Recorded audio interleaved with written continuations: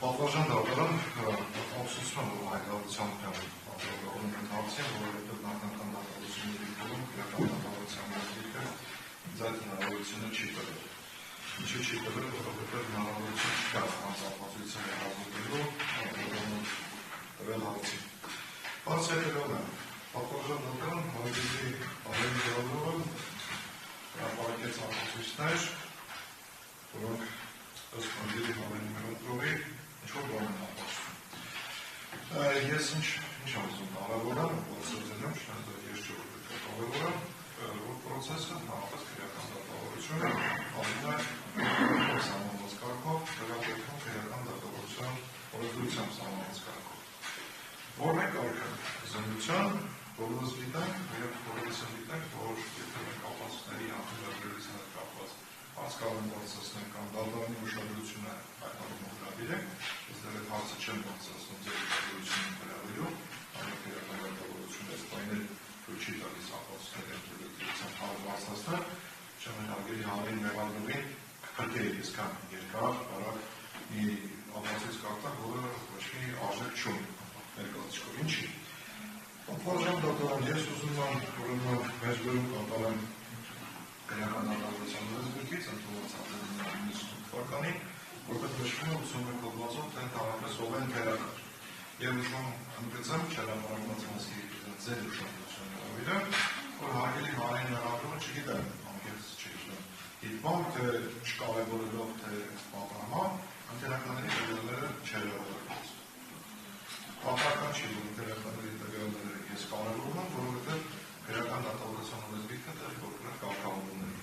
Ինչ ասում 81-րդ հոդվածին, չէ, 81 ասում, քանի որ այն հարցերը, որոնք գործածնելն վերաբերում են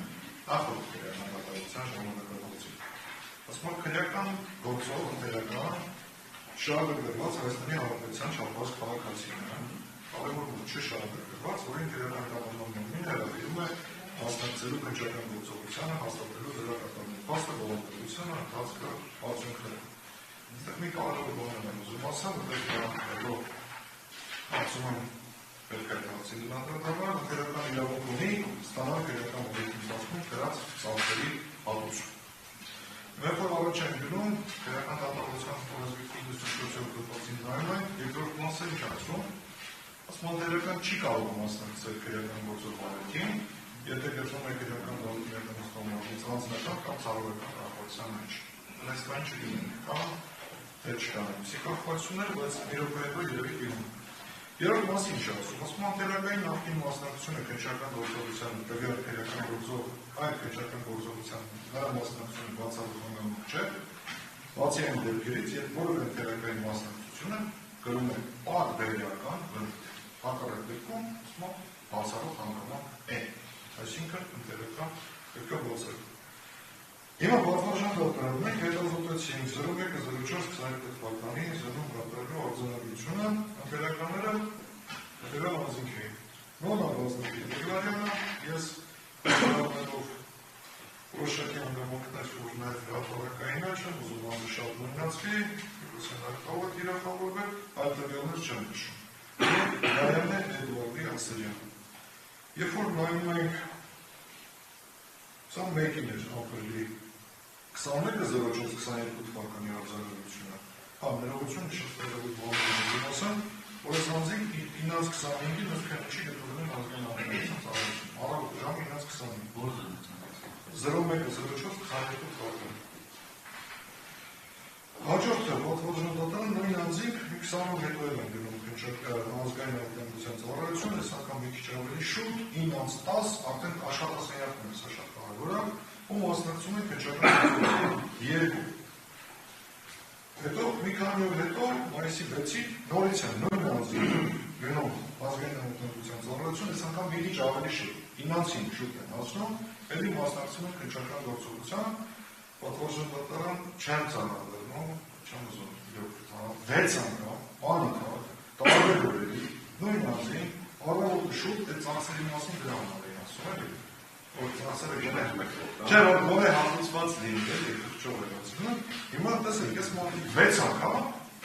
գնում ազգային հանրապետության ծառայություն, որ ես չգիտեմ ճիշտ ասած, մարդիկ աշխատում են ազգային անվտանգության ծառայությունում, ինչ են անում, բայց որ առաջ են հետո գնում, նայում որ իրենք պետք է շահագրգռված են։